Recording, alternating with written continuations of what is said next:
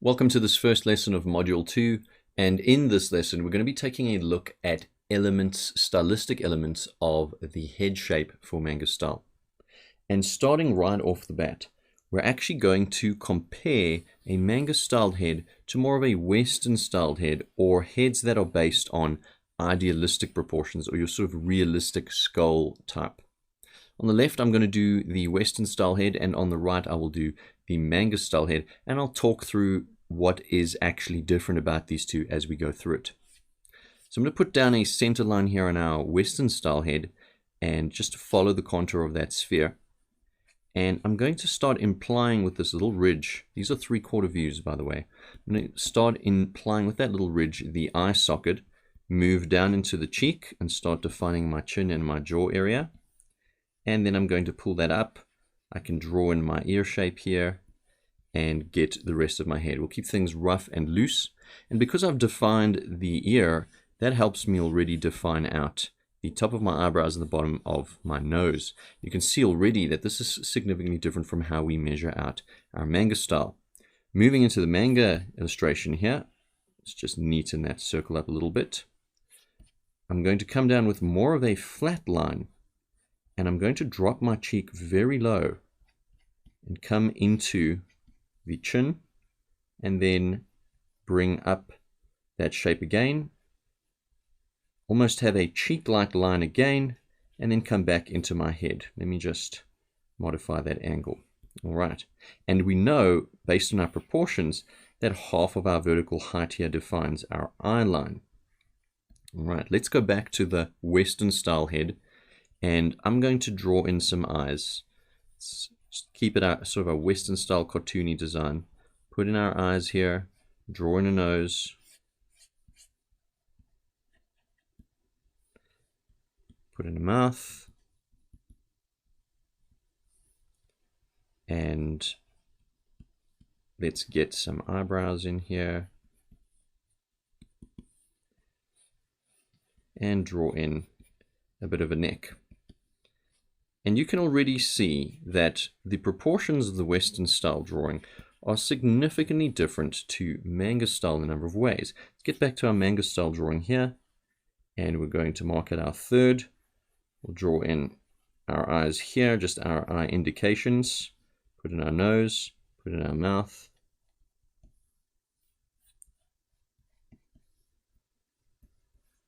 and draw in our neck. And we can indicate our ear here. Let's get our 3/4 view going. And then our eyebrows. We won't go into too much detail drawing the faces. We're really focusing on our head design here. And when you look at our Western style and our Manga style, and I just use Western as a contemporary term, probably change in the future, but really it's just a style that's based off of the normal human skeleton. You can see we have massive proportional differences. But something critical and key that I want to point out here is how we handle the far side of the face in the 3/4 view. And in a normal or a realistic based style, which is based on the normal human skull, we tend to indicate there's a brow indentation going into the eye socket indentation and then coming around to a high cheekbone. But conversely, a stylistic trait of Manga, and you'll see this in a lot of Manga and anime illustrations, is that the far side of the face in a 3/4 view and a 3/4 rotation, right? So we rotated the head just slightly 3/4 to the left or to the right. In this instance, it's to the right of the characters. We have a very sort of flat, long line, not too much emphasis, and we don't really draw in this brow line area. And we have a very low cheek. Now, whether it's a male character or female character, you will notice this is a common trend. You can see that the cheek heights differ significantly here. And this is a key thing to remember when you're drawing Manga heads. Of course, it takes on the Manga style proportions, but you want to draw that very low cheek. And in fact, on the near side, or the side that faces us in a 3/4 view, what we tend to see is an angle that almost looks like a mirror of the cheek's angle on the near side of the face. Now this could be the jawline, it could be a cheek line, even though technically the cheek line's probably a little bit higher up. This is often unclear. It can be quite unclear. And the reasons for this is that Manga heads themselves are really the most iconographic part of the style Of course, we do have the body proportions and the hand proportions to take into account, but the manga head itself is really about expressing very clearly, showing the characters' feelings and expressions very clearly. And so it's not really based on a realistic head per se, but rather it's a symbolic abstraction of a realistic head. And so it's largely symbolic. And you'll see this play out in how the nose is drawn and how the eyes are drawn and how we approach the eyes and so on and so forth.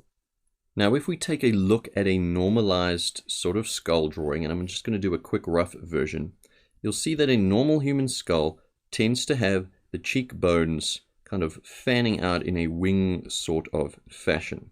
Just going to kind of do a very quick version of a human skull here. It's probably a little bit stylized. It's not the end of the world. Drawing that lower jaw. The teeth would be around here.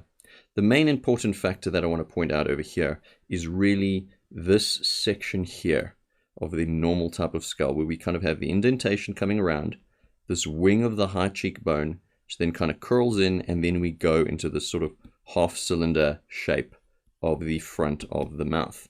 It's pretty critical. But a manga skull would look significantly different. A manga skull would have a much bigger cranium area, and it would have a much lower wing, if you will, or cheekbone.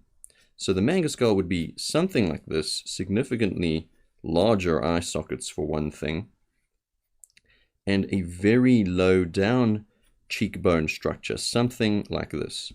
And I know it's crazy to think, wow, would manga really have a different skeletal structure? And technically, if we were to draw a manga skull, it would, because it follows a completely different proportional rule set to the normal head structure, right? So the key thing here is to remember that we want to keep our bone structure really, our cheekbone really low on our manga styled faces, compared to a westernized style where we're really emphasizing this overall shape on a 3/4 view on the far side. And also don't forget that sometimes this angle can replicate on the near side of a manga styled face in terms of that low cheek angle, that low cheek bend. All right. Now, in addition to this, let's take a look at how we can manipulate the shape of the head with the jaw section and the chin section and achieve different looks. So what I'm going to do is I'm going to just draw a very baseline head here for us to work on, and duplicate this across a few times. And when you think to our feminine and masculine lines that we've learned in the previous module, we can start applying some of that theory here to get a very different look to our heads. So, for example, if this were going to be a female character, we could bring a nice low cheek here, but keep the angle really round, a pointy chin, come back, another round cheek, and go up to the rest of the head. What we can do then is, if we want a young boy character, we can bring that same line down, keep things still a bit round, but maybe give this character a little bit more of a chin this time, keeping things soft and round. He's young, low cheek, and back up to the head. Let's take the character to a bit more of a masculine line level. What we're going to do is we're still going to do our low cheek, but we're going to be much more harsh with that angle. And we're going to be a little bit broader and harsh with the angles of the chin, still keeping the low cheek design, and another harsh angle up. If we want to go even older, we can increase the width of that chin line even more to give us much more of a masculine look and a much more angled jawline. Now, in addition to this, the masculine and feminine lines, we can also really utilize the power of the neck thickness to imply the age of the character or the strength of the character. Small, weaker characters tend to have thinner necks. Big, burly, bulky characters tend to have thicker necks. Feminine characters tend to have thinner necks. Masculine characters tend to have thicker necks. So in this instance, we can add in a thin neck here, not according to normal human anatomy in terms of a lot of the female characters. It's just very much a thin neck. The neck typically in a real human anatomy connects underneath the ear, but in manga it's not necessarily the case. This second one, we can thicken the neck a little bit more. Maybe it's a boy character or a young boy character. The third neck, we'll take it to even thicker levels. Perhaps it's a teacher or an older character. And then in the last one, we can do a very thick neck. And this can be our burly characters, our really big, strong masculine characters. I'm adding in a little bit of the sternocleidomastoids there, which is really those muscles in your neck, just to give us that feeling. And so really in summary, you can see how we use the feminine and masculine lines here, as well as some gentle curves, to give us different effects in terms of manipulating the age of our manga characters. All right, so really just think about these widths and practice them out. Do a few of these drawings and practice them out.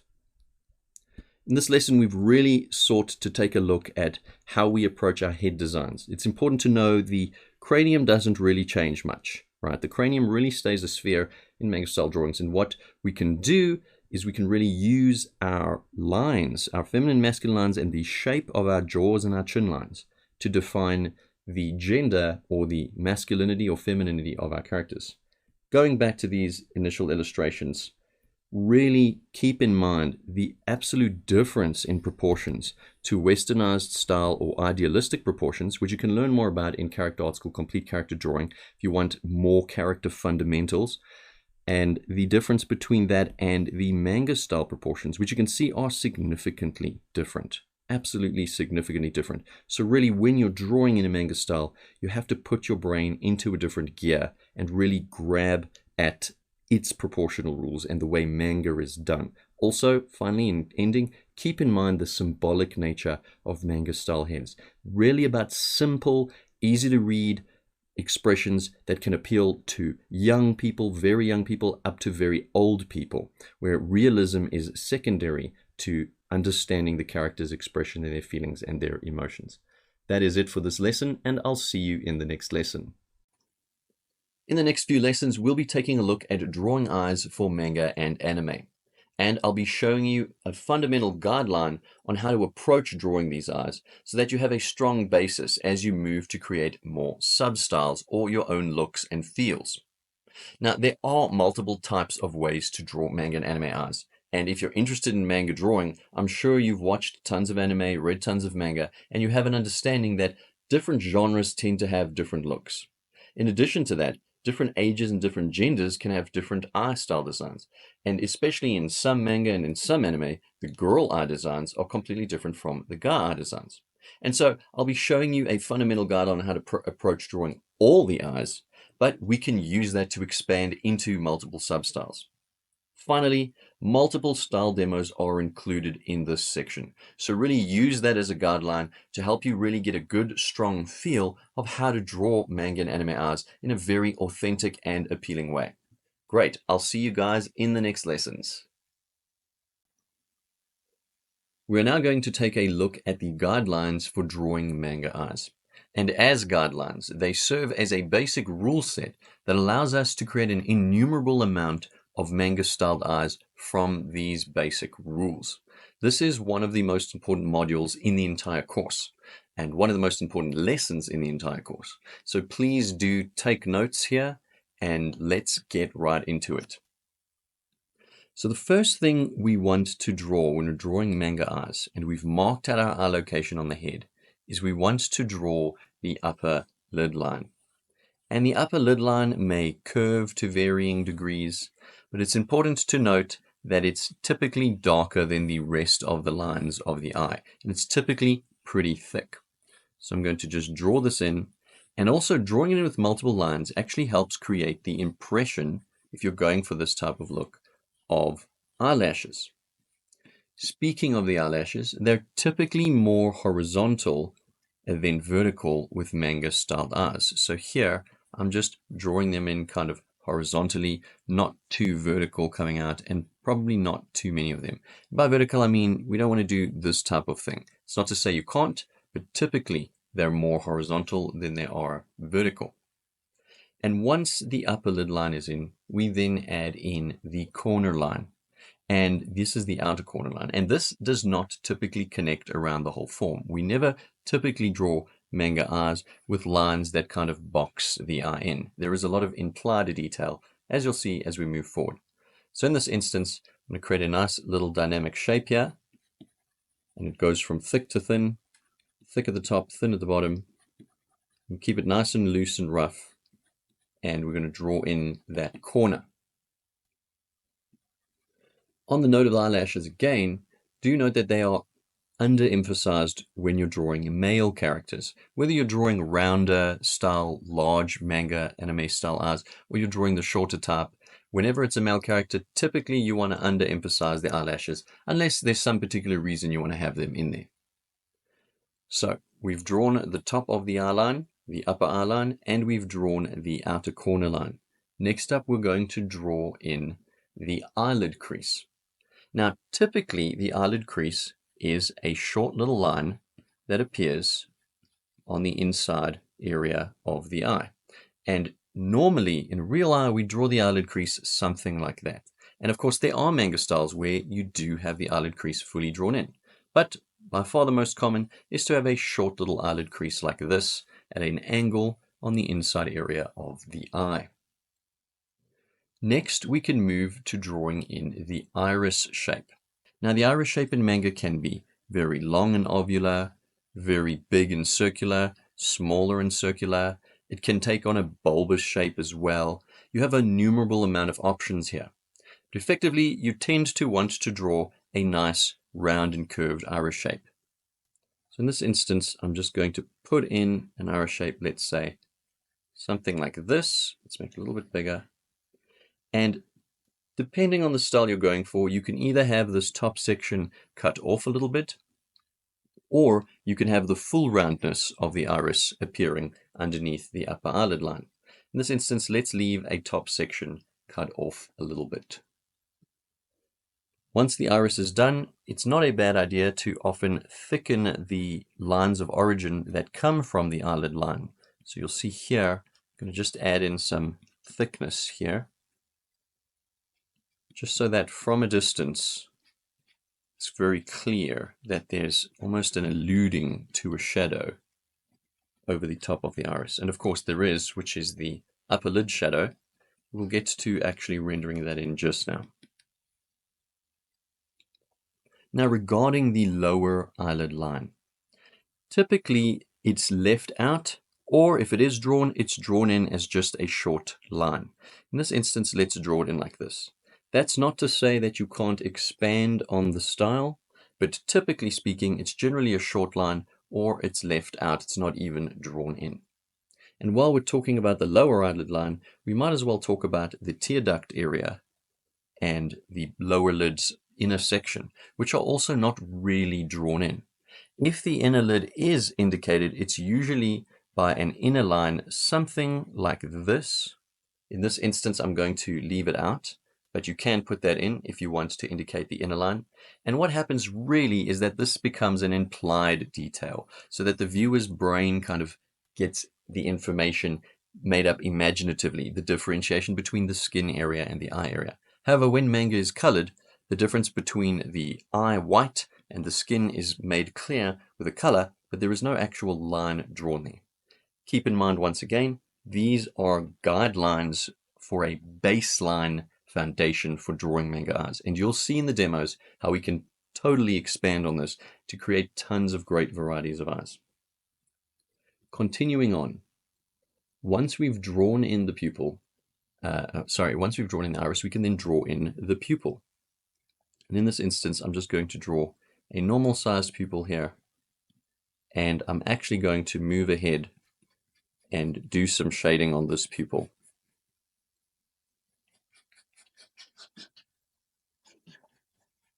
Just do some quick cross hatching.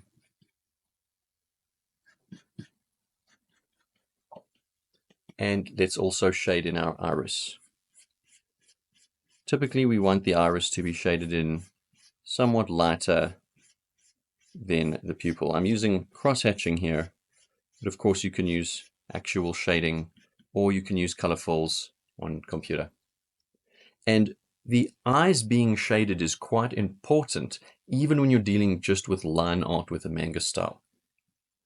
You can decide to do this later in the coloring phase, but the eyes actually have a whole lot of depth to them, and they're really worked on in excruciating detail to make sure that they read well and they read very clearly. So there really is a lot to manga eyes. Once we've got the shading down, we then want to put in the shadow of the lid. Now this doesn't always appear in every style, but it is a common trait. And so what we'll do is simply mark out a location here and then shade this area in. And this creates the impression of an eyelid shadow over the iris and over the eyeball. Sometimes in some styles, the pupil itself will actually bleed into the shadow area. So something like that. And it will take on the same shading. It'll be shaded as one single unit. But in this instance, we won't do that, but do keep that in mind. Next, we can put in our highlights. The highlights can typically appear anywhere. They can be partially in the iris and on the eyeball, partially in the iris and on the pupil, just in the pupil itself, just in the iris itself, and it can take on pretty much any shape. You can have triangular highlights, circular, square, rectangular, etc., etc. In this instance, let's put a large iris and eyeball highlight on the outside, and then we'll go ahead and put a smaller one on the inside.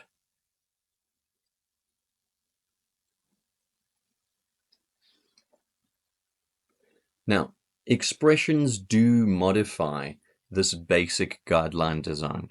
And once again, let me re-emphasize, this is a basic guideline that we're using as a foundation to work from. All right, so you can certainly do this guideline eye as your anime character, your manga character's actual eyes, but I'd strongly encourage you to really take this guideline and start bending the rules a little bit. Let's now go over a summary of each of the steps once again, and I'll mark out these regions in red. The first thing that we want to do is to define our upper lid line and then our lashes, keeping in mind that they're typically horizontal. Keep in mind that this upper lid line can be long and curvy, it can be very round, it can have this type of look to it. You can really mess with the proportions a lot with this upper lid line. We then move on and we draw the corner of the eye. This may extend shorter, longer, very long, but we do want a corner in. You may have also seen manga styles that have the upper lid line and the lower lid line making this type of shape. That's totally fine as long as these two elements are in there. Once we've drawn that in, we then draw in the eyelid crease, typically at an angle. Remember, once again, that's not to mean that we can't do normal eyelid lines. You certainly can, but it's very typical to have a short indication of the eyelid crease. Next, we draw in the iris shape. This is usually quite large, but it can take many types of ovular shapes. It can be really big, it can be really small, it can be partially covered depending on the expression. We draw in the iris shape, and sometimes we will cut off the top of the iris and keep it flat, and other times, depending on the style, you may keep the entire iris shape round. This is quite important to remember, depending on the style. We then move in and draw in the pupil. The pupil itself can be very small. It can be gigantically large, again, depending on the look you're going for, or your own custom style that you're building. Keep in mind that in certain styles, the pupil shape is linked to the iris shadow, the upper lid shadow. So you can link it in there, and you'll see in some of the demos that has been done. And then what we do is we move into doing the shading. And we want to make sure that the pupil is dark, is hopefully generally the darkest part of the inner side of the eye, and the eyelid shadow should be pretty dark as well. And then the iris itself should be at least darker than the ball of the eye, or the white of the eye. And then we move on and draw in our highlights.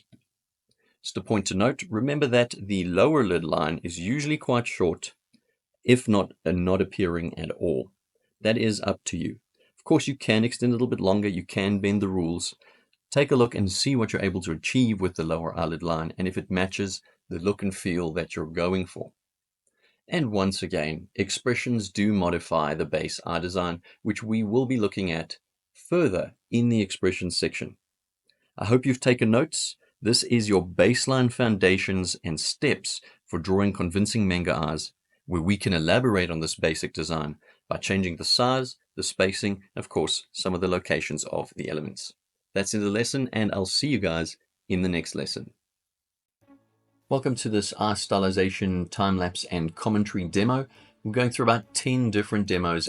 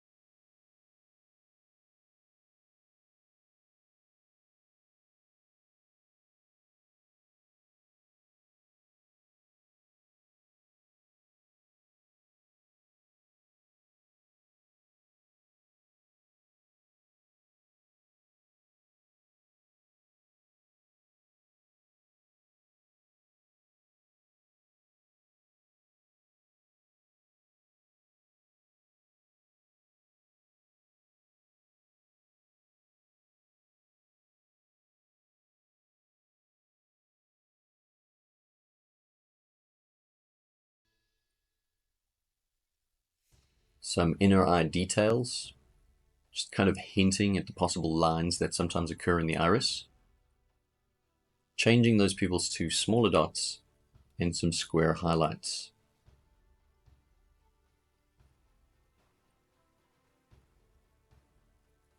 And then we have our upper lid shadow, just adding in some eyebrow lines there, just to give a little bit more character to those eyes.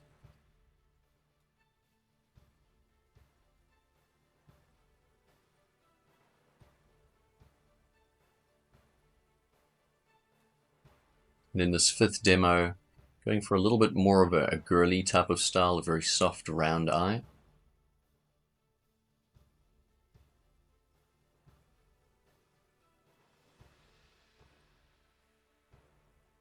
In this instance, really just hinting at the lower lid line and not really drawing it in much.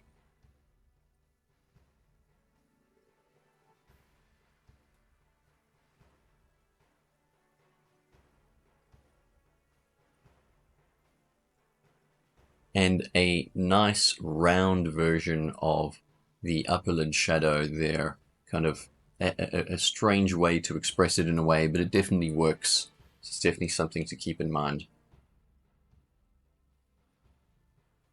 And that's a very cute style of eye. A very common look in a sense, but very appealing. Very, very appealing.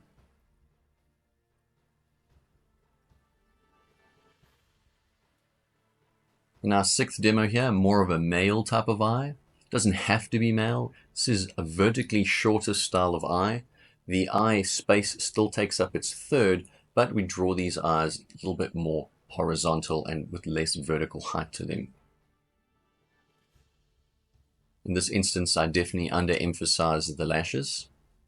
Keep all the core elements still in there.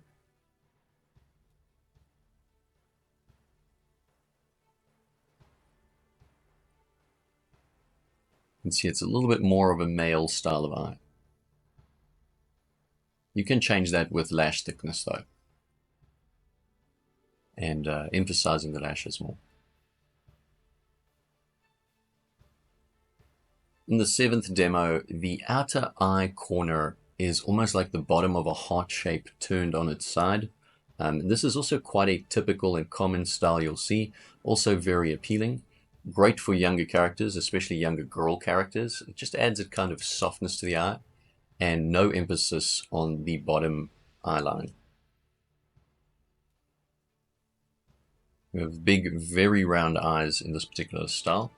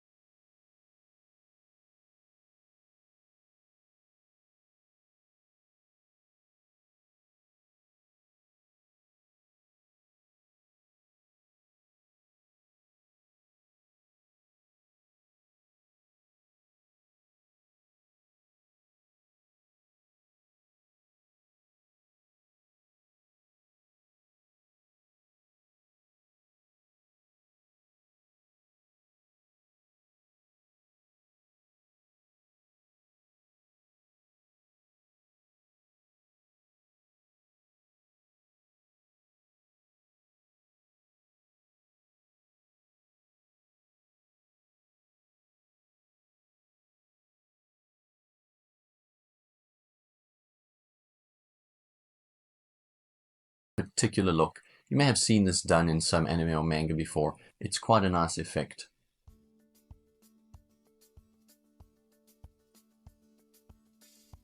As we head to the end of the demo, please feel free to take those guidelines and really go ahead and make your own manga style eyes. It's really unlimited the amount of designs that you can create. So let me encourage you, you definitely can do it. Go out there and create your own custom, authentic, believable, and appealing manga style eyes. This is the end of the demo, and I'll see you in the next lesson.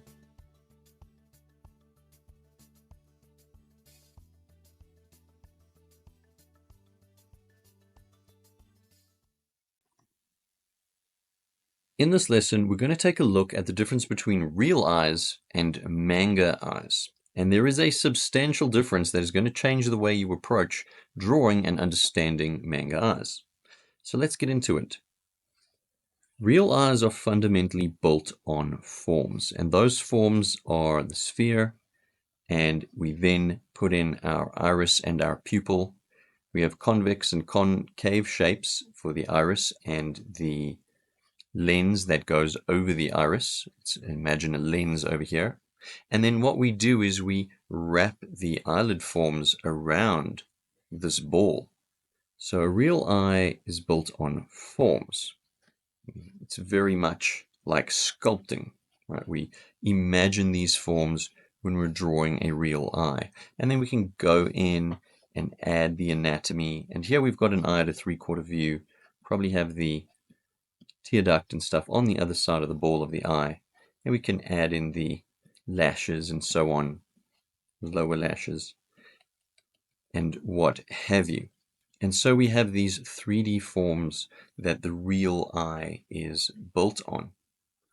But the scary reality, or the shocking truth of manga eyes, is that they themselves are not built on forms. Manga eyes at a 3/4 angle would really look something like this. And I'm drawing a piece of paper here to indicate this particular trait of manga eyes. Manga eyes are very much like stickers. So let's imagine, if you will, this was a piece of paper, just adding in a paper fold line over there, just to help us imagine that. When manga eyes rotate in space, they just get narrower. They're not actually three-dimensional. They're stickers on the three-dimensional head of manga characters. And so here I am drawing in this manga eye. But what happens is things just kind of get squished in their horizontal sense as the eye rotates in space. So, what is the really important thing that we're trying to say here? We're really trying to say that manga eyes are largely symbolic. They are effectively abstract, symbolic abstractions of the real eye. So they have elements like the real eye. They have the iris, they have the pupil, the upper lid line, sometimes the lower lid line, and what have you. But for all intents and purposes, they're very much like stickers. And when we rotate it in perspective even more, and I'll just use a Photoshop technique here to do this, as I keep turning the page more and more forward, the eye just gets more and more horizontally shorter. So really, the idea is that the difference between manga eyes is that, and real eyes, is that manga eyes are 2D, they're flat, and they're very much sticker-like. Whereas real eyes are 3D, and they're built on forms. The form of the eyeball, the convex and concave shapes of the lens, and the iris, and the eyelid forms, which are 3D thick pieces of skin that wrap around the actual eyeball. So keep this in mind as you move forward drawing your manga eyes, recognizing that they are essentially iconographic. They're symbolic abstractions of the real eye. Or another way to think about it is that they are sticker-like. They're very flat. Right, that's it for this lesson, and I'll see you in the next lesson. In this lesson, we're going to take a look at head rotations and what happens to the elements of the face when the head is rotated. In addition to that, we'll also take a look at eye focus afterwards. Talking about the head rotations, let's start with the eyes. When we draw the eyes front on, they're pretty symmetrical, but a lot of the time you won't really be drawing front on heads. You'll generally or typically be drawing these 3/4 view heads. And what happens to the eyes in a 3/4 view is that they get compressed. You may remember when we compared manga eyes to real eyes, we talked about this type of compression. Because they're not actually built on forms and they're more like stickers, what tends to happen is the more extreme the turn of the face, the more compressed the manga eye gets. However, that's only up until your 3/4 and slightly past your 3/4 view. Because when the eye rotates to a full profile view, then a completely different symbolic shape occurs. And really, it's important to remember that the look is really substantially different from the typical front eye view or even a side eye view, a 3/4 view. So keep in mind that you really want to design and develop a separate side view design for your character's eyes as well as the front eye view. And that in a 3/4 rotation, the eyes get really narrow and they get squished, if you will, as the head rotates. Now, the degree of the squish, of course, is determined on the degree of the rotation, right? In addition to this, what you can do to enhance the feeling that it is the far side eye is you can increase the angle that the top lid line tilts down. So you can see here in this view, the angle is quite extreme. It's quite at a vertical angle versus the near side eye, which is not that extreme. In addition, you can see that the nature of the pupil changes to be a little bit squished and the iris as well. So keep in mind this simple angle versus not so angled technique for correctly drawing the manga eye in a rotated head view. Let's move on to the nose. So our nose typically occurs under the eye line, and in this instance we've stylized the nose as a dot. As the head rotates, that little dot can move further and further out. You'll see it's not quite at center here. It's moved out in both sides. So keep that in mind. However, when you hit profile view, suddenly, magically, if you will, the nose suddenly has a form, a three-dimensional form, as you can see on these profile views here. So keep that in mind when you're doing direct profiles. Of course, this can change at times where you may see more form in a 3/4 view, depending on how you've decided to stylize the nose. Let's take a look at the mouth. The mouth has a particular length, pretty symmetrical in the front view, but what happens in the side view is that it typically has a shorter side on the far side and slightly longer on the near side. Of course, this depends on the character's expression and other factors, but in general, you'll have a shorter line on the far side and a slightly longer line on the near side. And of course, the line should be even shorter in the profile view. Something to keep in mind is to always try and keep the roundness of the head, even in the profile views. So try and keep the roundness of the head in the profile views as well as the 3/4 views. Typically, the spherical nature of the cranium shouldn't really change much no matter what the head rotation is. All right, lastly, let's take a look at the ear. So from the front, we'll see only a little bit of the ear protruding, but as the head rotates, we see a little bit more, and the side view and the 3/4 view are typically kind of similar. The profile view really should be just a little bit horizontally longer than the side view. So do keep that in mind, than the 3/4 view. So do keep that in mind. And then you can see that our neck here attaches with overlapping lines where it does connect to the back of the head in the profile views. So hopefully these are some solid foundations that you can help you go forward and rotate your characters' heads left to right, really grasping how the eyes in particular change with these rotations, as well as the nose. Let's move on to focus. When we're talking about focus, we're talking about how the eyes seem to be looking at something, how the eyes are focusing on something that they're doing. And what is common is that people tend to draw the pupils directly in the middle of the character's eyes. So in the image on the left where it says blank, we have the pupils drawn directly in the center of the iris. And this creates a blank look or a zombified look in the character, as if they're not real. The character lacks personality. Now, of course, this has its uses. If the character's been knocked out, if the character's in a trance, etc., etc. However, typically we want to make sure that we're bringing our pupil shapes in closer towards one another. Think more slightly squint so that the pupil is sitting somewhat in of the iris. And here you can see it's as if the character's kind of looking towards us like this, whereas in this instance, the eyes are just kind of blankly staring out into space.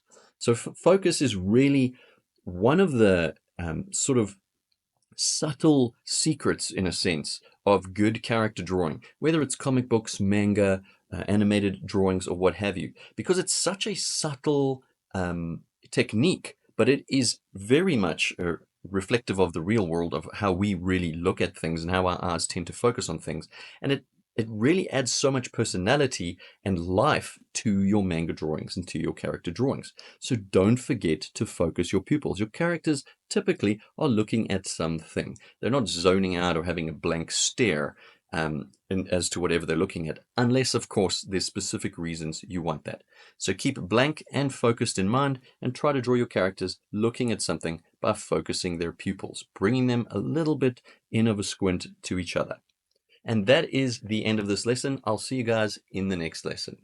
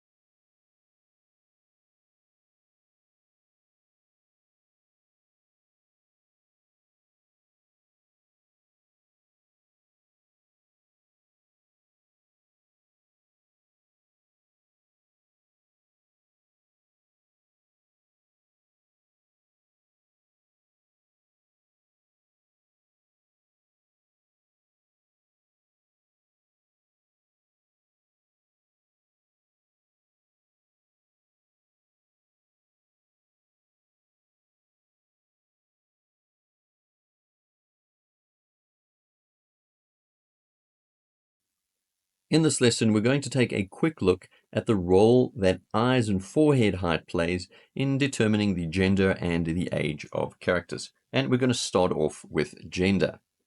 The first thing to note is that typically we want to be shortening the vertical height of the eyes when we're drawing the male character's eyes and making the female character's eyes a little bit bigger. Of course, everything still fits within our eye guidelines, so do keep that in mind. You can see here that the male eyes have just been slightly shortened a little bit. In addition to that, we want to overemphasize or exaggerate the eyelashes on the female character and make it very obvious that they have some beautiful fanning eyelashes. Don't forget that it's primarily horizontal. And in the male characters, underplaying or not even rendering in the eyelashes can be quite important in making sure we have more of a masculine look to the eye. Now, in addition to this, we may even take the approach of drawing completely different styled eyes when dealing with our male characters. And this makes a clear differentiation between female and male characters. This height is more akin to a normal style or a realistic style eye height. And it's really a great tool to differentiating your male from your female characters. Let's move on to age. When dealing with age, one of the primary tools we can use is reducing the forehead height of the characters. So whether they're babies up to really old people, we will see a scale of a big forehead as they're younger and a smaller forehead as the characters get older. And what you can see here happening as well is that the eyes tend to move higher and higher up, slightly modifying the proportions of the face. You can see that the nose starts really close to the eyes, moves slightly lower, and as such, that then modifies the mouth line as well. In addition to that, the actual size of the eyes gets a little smaller as characters get older. And what some manga and anime artists do is they actually create separate eye design for older characters to starkly differentiate them from the younger characters. So the younger characters will usually have big, shiny eyes, and the older characters may just have very plain eyes with dots and things like that. Of course, that is a stylistic choice. Do keep these important points in mind as you move forward creating your manga characters, and I will see you guys in the next lesson. Let's now take a look at how to approach drawing eyebrows for manga characters. Now, typically the eyebrows in manga character designs are usually underemphasized. They're not usually very thick, they're not usually very obvious. Now, that's the general trend. That's not to say that you can't stylize them in different ways.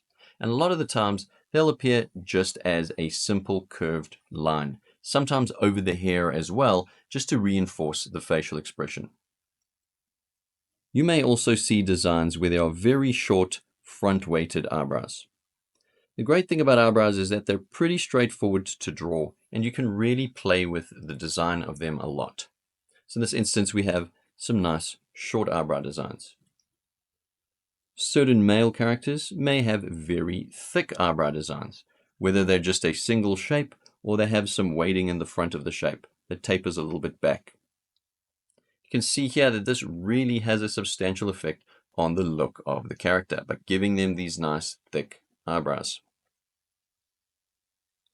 Sometimes you will have nice curved front weighted eyebrows in male or female characters. It's more typical to see thicker eyebrows in male characters than in female characters. This is very much a young boy type of look. And you can, of course, do it on girl characters as well. There's not really a hard and fast rule here. But the trend is really that the male characters tend to have thicker eyebrows and the female tends to have thinner. This instance here, we will just do some very short eyebrow lines.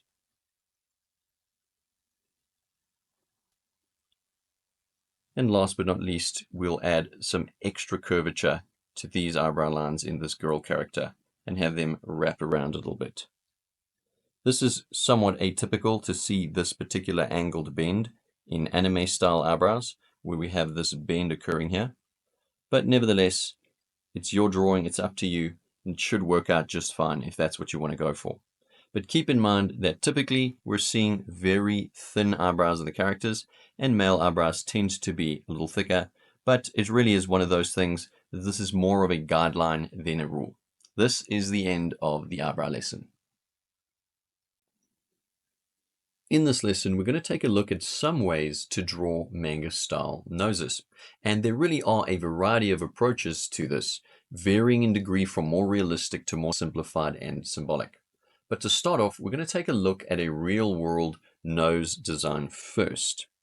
And we're going to take a look at the forms of a real world nose. And so really we have this triangular type of shape occurring for our real world nose, which gives us a few different planes. Here we have the bridge and the tip of the nose, and under here we have the bottom of the nose. And then we kind of have triangular wing-like shapes coming off, and our nostrils will typically be here or underneath. And the wing will, on the opposing side as we draw through the shape, flare out on the opposite side as well. And this is typically the baseline forms for a real-world nose, which we can then turn that into various types of real-world nose designs, something like this, where we're drawing in the nostril details, hinting at the nostril on the other side, etc., etc. However, these types of noses don't look too good in a manga style, which is aiming for simplicity and clear expression read. And so what we need to do is take this fundamental knowledge and really simplify it down into some manga styled noses. And the first style is the manga dot. Let's switch to a red here and do the dot. And this is one you've seen quite often in the course so far. And really it's just a dot that indicates the position of the nose. And especially in female characters, we really want to underemphasize the nose as a point of the proportions of the face. They help to bring out the eyes, and in the female characters, a smaller nose seems more appealing and more feminine than a larger nose. Moving on to the side view, this gives us our very typical manga upturned nose design. So really, the dot is the most straightforward way of getting a manga nose in there and is great for the female characters. Next, we have the manga angled line, and you've probably seen this one, and this is possibly the one that you tend to go for most often. It's quite a common approach to drawing the manga nose, and it's really just an angled line or an angled filled in shape, right? Whatever angle the nose is occurring at. So we'll use the male model here and we will put in our little angled nose shape. And it's quite appealing and definitely more suitable for male characters, though that's just a general guideline. And really what it is an abstraction of the bridge of the nose moving into the tip of the nose and the front underneath section of the nose. Another approach is to do the soft angled nose. And the soft angled nose really is similar to the angled nose, but instead of having a harsh angle, we have a soft roundness to the nose shape. So let's do that on the female character here.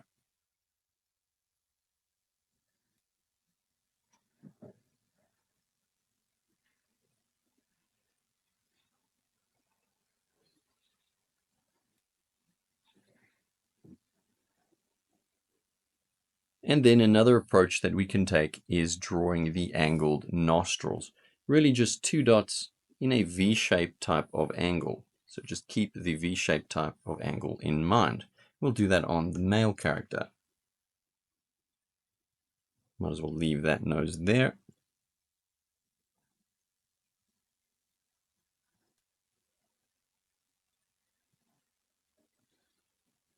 You can see how we make the far side dot a little bit smaller and the near side one a little bit bigger in an angled view. Now, of course, we can mix and match between these. We can have the soft angle with a dot if we want to. We can have the triangle angle with the nostrils if we want to. You really can take the style diversity quite far with regards to this. You can also use a soft triangular shape to indicate the nose. Nice soft corners.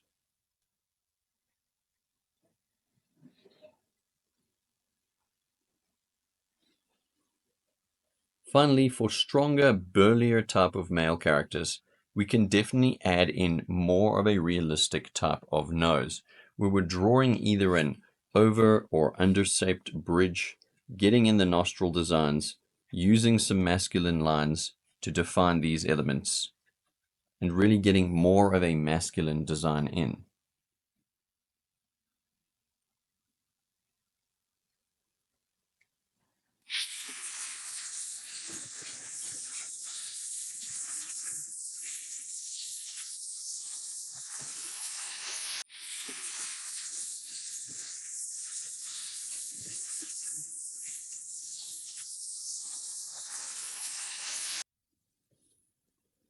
Manga noses are essentially symbolic abstractions of the real nose.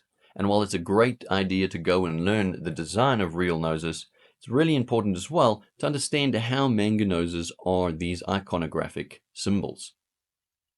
As you move forward in the course, try to experiment with different nose styles and different nose designs. And keep in mind the differences between the front and rotated views to the side views. That's the end of this lesson, and I'll see you in the next lesson. Manga mouths are largely symbolic, just like the manga style eyes. And drawing them is fairly straightforward, as long as we keep a few things in mind. The mouths themselves really only take form when we see the side views, and we're going to take a look at both the front and side views in this lesson. Starting off, the most basic type of manga mouth is a neutral, closed-lipped expression, which is really just a short line. Of course, you can make this even shorter or a little bit longer, and it'll still look okay. In the three-quarter view, we usually have a longer line on the nearer side to the camera, and that is really just to emphasize the rotation of the head. In this instance, we have a small little line underneath the main line, and that helps to imply the sense of form of a lower lip. It's a kind of a lip shadow in a sense. Also, another common style of manga mouth is to draw two lines that do not connect in the middle. And really, this is just like poetic license. For poets, it's artistic license. It's really more done for stylistic effect. In the real world, we'll typically always see the completed line because we have an ambient occlusion shadow between the lips.